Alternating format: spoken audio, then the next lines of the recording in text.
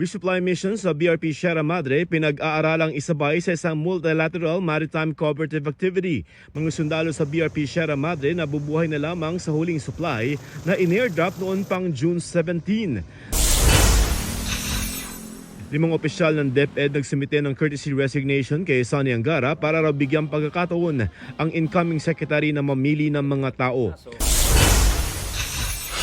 Computer system ng Department of Migrant Workers nag-offline matapos ma-hack.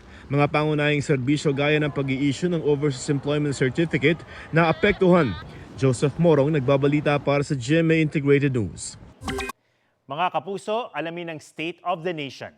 Mag-subscribe sa GMA Integrated News sa YouTube. Sa ating mga kapuso abroad, samahan nyo kami sa GMA Pinoy TV at sa www.gmanews.tv.